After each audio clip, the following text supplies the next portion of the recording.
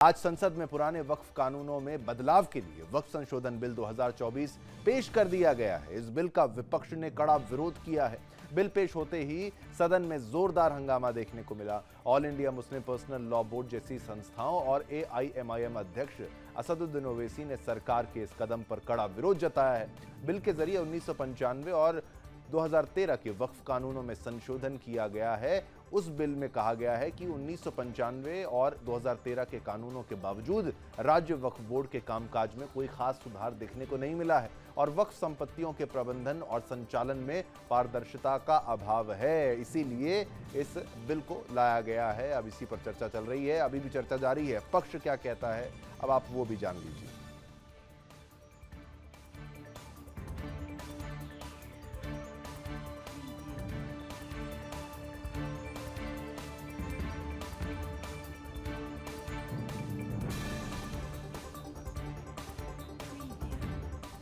तो चलिए अब इस खबर पर पक्ष आपको समझाते हैं और बता दें कि लोकसभा में वक्फ संशोधन विधेयक 2024 पर बोलते हुए JDU सांसद और केंद्रीय मंत्री राजीव रंजन विरोध करने वालों से सवाल पूछते हुए कहा कि ये मुसलमानों के खिलाफ कैसे है। ये कानून पारदर्शिता लाने के लिए बनाया जा रहा है। विपक्ष इसकी तुलना मंदिरों से कर रहा है। वे मुख्य मुद्दे से भटक रहे हैं। कांग्रेस को बताना चाहिए कि हजारों सिख कैसे मारे गए, किस टैक्सी ड्राइवर ने इंदिरा गांधी की हत्या की। अब वे अल्पसंख्यकों के बारे में बात कर रहे हैं। बता दें कि संसद में संशोधन विधेयक पारित होने के बाद वक्फ बोर्ड की अनियंत्रित शक्तियां कम हो जाएंगी। बोर्ड किसी भी संपत्ति पर बिना सत्यापन आधिपत्य घोषित भी नहीं कर सकेगा। बता दें कि 2013 में UPA की सरकार में वक्फ बोर्ड की शक्तियों को बढ़ा दिया गया था, जिसके बाद लगातार इसमें बदलाव की मांग की जा रही है और इसी को लेकर संसद में आज वक्फ संशोधन बिल पेश किया गया है। तो चलिए ये खबर के पक्ष को हमने आपको बताया और अब इस पर विपक्ष बताएंगी कनिका।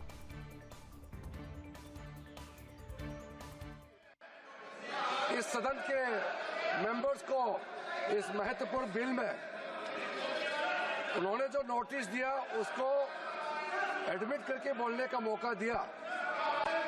सबसे पहले तो मैं इनका नोटिस क्यों स्टैंड नहीं करते हैं और जो भी पॉइंट्स उन्होंने यहां ऑब्जेक्शन के तौर पर रेज किया, यहां उसको एडमिट क्यों नहीं करना चाहिए, मैं संक्षेप में बताना चाहता हूं। उसके बाद जितने भी इश्यूज आज यहां उठाए गए हैं उसको मैं आपके अनुमति से विस्तार से एक एक पॉइंट का मैं जवाब देना चाहूंगा। और मैं ये मानता हूं, विश्वास है कि मेरे बात को ध्यान से सुनने के बाद अंत में इन्होंने जो भी आशंकाएं व्यक्त किए हैं या गलत तरीके से यहां बातें बताया गया है, सब चीज को मैं दूर करूंगा। और मैं सिर्फ उम्मीद ही नहीं, यकीन है कि इस बिल के बारे में सब कुछ जानकारी प्राप्त करने के बाद इस हाउस के जितने मेंबर्स हैं सब इस बिल को समर्थन जरूर करेंगे। सबसे पहले अध्यक्ष महोदय जी, इन्होंने कॉम्पिटेंसी का मुद्दा यहां उठाया। With your permission, I rise to move for leave to introduce the Waqf Amendment Bill 2000। खबर का विपक्ष आपको बता दें, वक्फ बोर्ड में संशोधन का विरोध करते हुए कांग्रेस नेता KC वेणुगोपाल ने कहा कि ये बिल महाराष्ट्र हरियाणा चुनावों को ध्यान में रखते हुए लाया गया है। हम हिंदू हैं, लेकिन साथ ही हम दूसरे धर्मों की आस्था का भी सम्मान करते हैं। आप ये नहीं समझते कि पिछली बार भारत के लोगों ने आपको स्पष्ट रूप से सिखाया था एक सबक, ये संघीय व्यवस्था पर हमला है।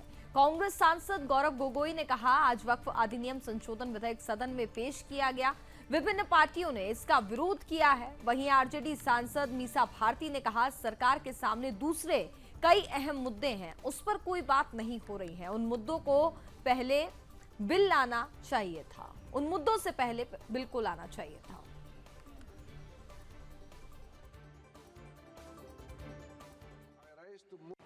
ये बिल जो इंट्रोड्यूस हो रहा है, ये अध्यक्ष महोदय बहुत सोची समझी राजनीति के तहत हो रहा है। अध्यक्ष महोदय, जब लोकतांत्रिक तरीके से चुने जाने की पहले से प्रक्रिया है तो उसको नॉमिनेट क्यों किया जा रहा है? वहीं जहां सर सूबाई हुकूमतों को इख्तियार दिया गया, सर हिंदू एंडोमेंट में जो कर्नाटक और तमिलनाडु में है वहां कोई मुस्लिम नहीं हो सकता, और 26 में आर्टिकल 26